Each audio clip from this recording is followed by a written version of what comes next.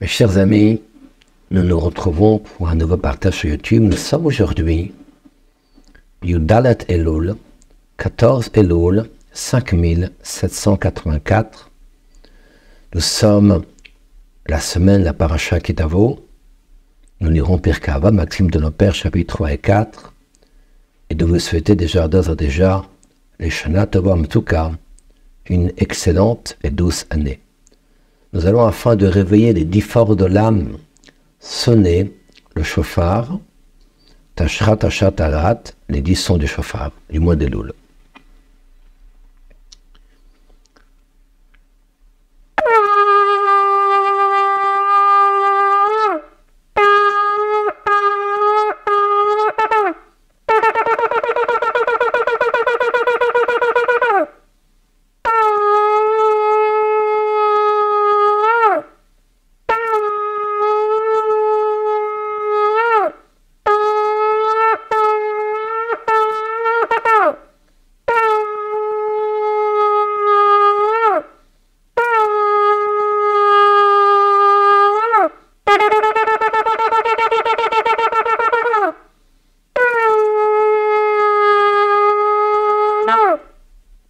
Donc effectivement, ce sont des chauffards qui, bien sûr, l'expression de ce qu'on appelle, entre autres, Artarat Amen, le couronnement du roi, tel comme dit Rav Sadia Gaon. Il y a 10 kavanot qu'il faut avoir lorsque l'on écoute le chauffard, et l'une d'elles, c'est justement le couronnement d'Hachem. Le couronnement d'Hachem qui est nécessaire afin que nous puissions accepter de nouveau.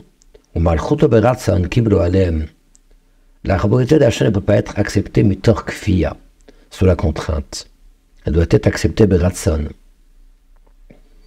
C'est la raison pour laquelle il est nécessaire de faire un examen de nos actes durant ce mois d'Elul, afin justement de pouvoir améliorer notre prix de conscience et l'acceptation de mitzvot, le jour de Rosh Hashanah pour cette nouvelle année 5785. S'il existe un moment de Cheshbon Nefesh, de bilan,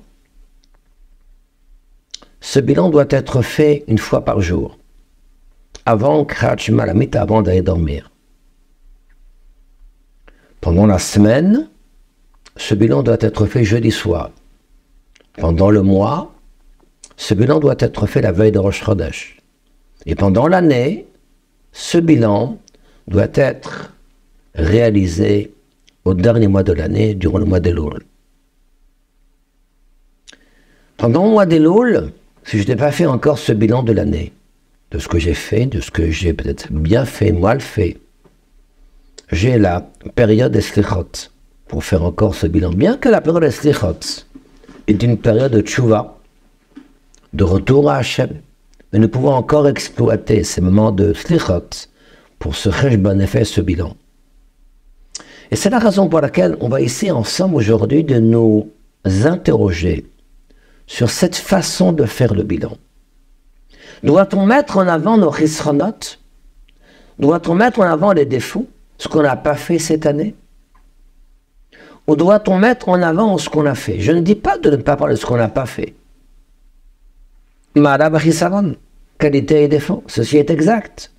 Mais quel doit être l'élément qui doit être notre motivation?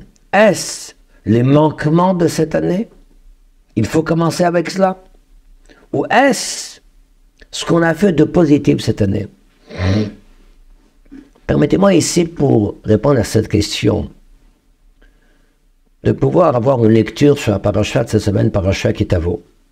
La paracha Kitavo qu'on va lire ce Shabbat, il y a une mitzvah dont nous parlons, un commandement dont nous parlons, qu'on appelle Vidui Maaser.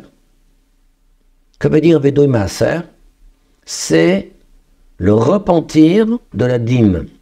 Je rappelle que toute personne qui avait un champ en Eretz Israël se doit de prélever Trumat et Maasrot. La Trouma, donc le prélèvement, entre 1/40e et 1/60e du champ, qui est donné au Kohen. Il fallait ensuite donner le Maaser, la dîme, les 10%, donnés au Lévi. Il y avait les années 1, 2, 4, 5, ce qu'on appelle le Maaser Sheni, c'est-à-dire qu'une personne qui avait ici des fruits se doit, eh bien, de prendre 10% et d'amener ici les fruits ou l'équivalent et d'acheter avec ça des fruits pour les manger à Yerushalayim, de manière un petit peu d'exalter, de remercier Hachem pour tous ses bienfaits. Les années 3 et 6, nous remplacions le Maaser Sheni par le Maaser Ani, la deuxième dîme par un don, une dîme qui est donc donnée aux pauvres. C'est globalement ce qu'on appelle Tromat Maasrot, à part le fait que Lévi, sur ce qu'il recevait, il veut donner au Kohen 10% de ce qu'il avait, on appelle ça Maaser Min HaMaaser, le 10% du 10%. Et la Torah nous donne ici une mitzvah, que lorsque vient la veille de Pessah, la 4e année, sur les 7 ans, période de la Shemitah, comme chacun le sait, chaque année nous avons ce qu'on appelle la Shemitah, la Zacher, donc la cessation, le repos de la terre.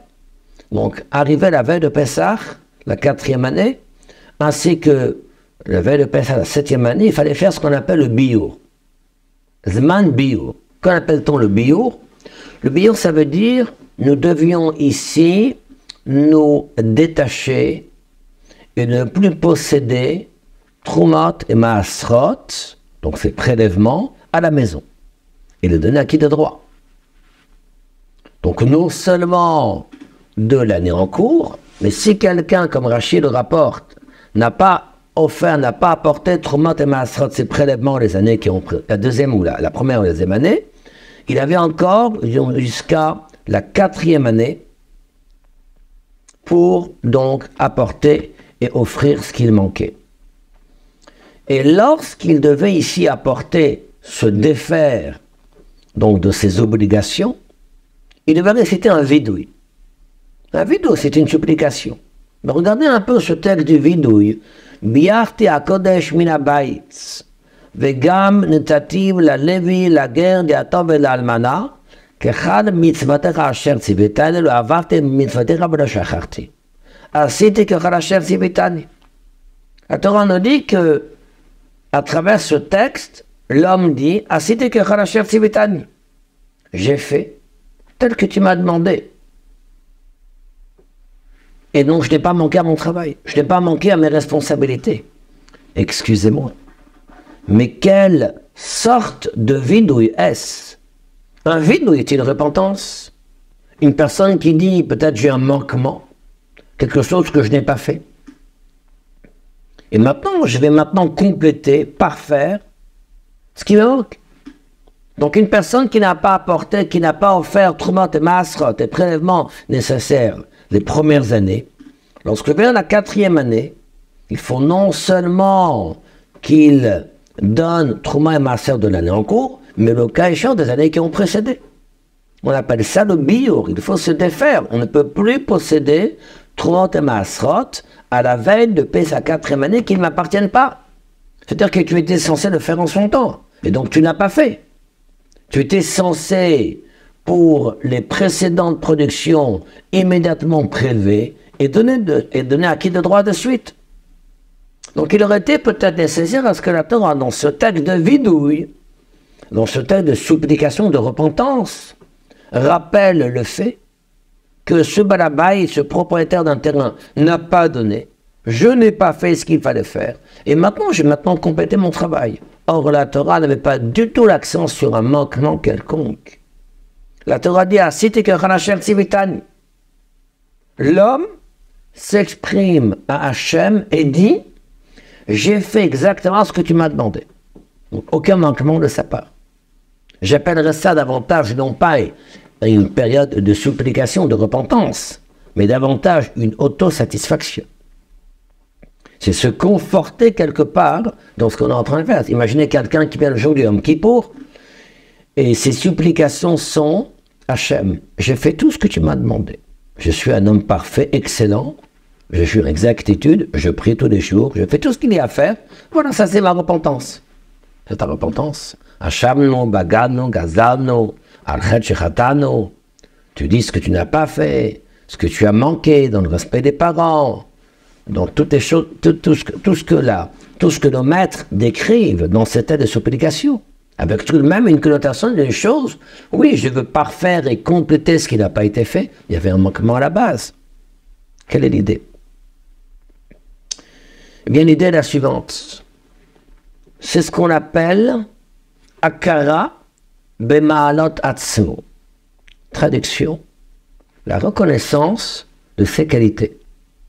Ses qualités. La reconnaissance des points positifs. La reconnaissance et la prise de conscience de ce que l'homme est capable de faire. Il a aujourd'hui apporté Trouma et Maaser. Il s'est rendu quitte de son obligation. La Torah nous dit, mettons l'accent, non pas sur les manques des années précédentes. On va mettre l'accent sur ce qu'il a fait aujourd'hui. Qu'a-t-il fait aujourd'hui? Il a fait le bio, biarte à Kodem. Il s'est rendu quitte, il s'est acquitté de ses obligations. Donc il a fait ce qu'il fallait faire aujourd'hui. Ah, il a manqué certaines choses, n'en parlons pas. C'est pas ça l'essentiel. L'essentiel, c'est la prise de conscience aujourd'hui. Lorsqu'une personne fait un cheshbon nefesh, un bilan, il doit mettre l'accent sur ce qu'il a fait.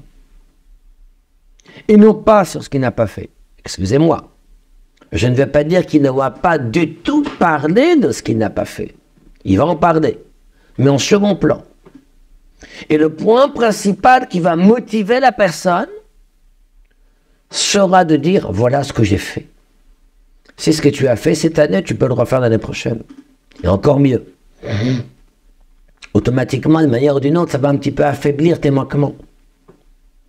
On appelle la akara la kir et atzmo, se connaître soi-même, la kir et maalotav. Connaître et maalot, connaître nos qualités, connaître nos aptitudes positives. Ceci a une influence non seulement sur le passé, mais sur le futur. Parce qu'une personne qui se morfond complètement et qui tombe dans une profonde tristesse, la tristesse n'a pas d'égal dans les fractions des mitzvot. Je peux venir à transgresser toute la Torah, certes, très grave. Mais un homme qui se trouve dans une situation d'atzvut, de tristesse, de mélancolie, je ne dis pas d'amertume, une personne qui est amère sur la vérote, sur la situation que j'ai pu commettre, parce que tu vas savoir que tu vas rebondir. La tristesse est une paralysie. La tristesse amène finalement à ne rien faire dans ta vie. À rester figé. À n'avoir aucun but, aucune force. Alors qu'Hachem te donne des capacités incroyables. La preuve, c'est que tu as fait des choses. L'année dernière, il y a 2 ans, il y a 10 ans, il y a 20 ans. Tu as développé une action. À toi maintenant de prendre conscience et d'améliorer ce que tu as fait. Et dans le futur, évidemment, bien sûr dans le futur. Ça a une influence sur le futur. Et permettez-moi ici de partager avec vous, mes chers amis, une métaphore du Baal Shem Tov. C'est l'histoire d'un homme qui est en rébellion, qui est un rebelle contre le roi. Et afin d'exprimer sa rébellion, qu'a-t-il fait? Il a pris une photo du roi, n'est-ce pas? Il a jeté des pierres contre la photo du roi. Lorsque le roi a entendu cela, on a attrapé l'homme, il était sûr qu'il serait mis à mort, il aurait ici une condamnation. Le roi rend son verdict et dit, cet homme va accéder au titre de prince, de ministre, dans le palais, dans le royaume du roi. Imaginez, un homme simple, qui est un rebelle, qui agit de la sorte, quelle est sa récompense? De devenir ministre. Extrêmement étonnant, tous les gens qui étaient autour ne comprenaient pas, on ne pose pas de questions. Le roi est un chacham, un sage, il sait ce qu'il fait. Et voilà cet homme qui passe, mina katse la katse, d'une pauvreté, d'une simplicité, personne ne le regardait, il a un palais, une richesse, il a tout ce qu'il faut, etc., etc. Et voilà qu'un homme, cet homme en question qui est maintenant riche, etc., un jour, il fait un bilan. Il dit, comment ai-je pu manquer de respect envers le roi? Comment ai-je pu faire une pareille erreur, une pareille faute? Comment ai-je pu agir de la sorte avec tout ce qu'il m'a donné? Et l'homme, profondément atteint par ces propos-là, souhaite s'affliger des souffrances. Et lorsque le roi entend cela, le roi dit, c'était exactement ma volonté. Si j'avais dit à cet homme, j'aurais mis en prison d'une manière ou d'une autre, il n'aurait peut-être pas accepté le verdict. Son comportement serait encore détérioré. Je donnais à cet homme le privilège de devenir un ministre. Mon but est justement qu'il reconnaisse au fil du temps et qu'il regrette le comportement qu'il a envers moi. Hachem est un Dieu qui est vengeur.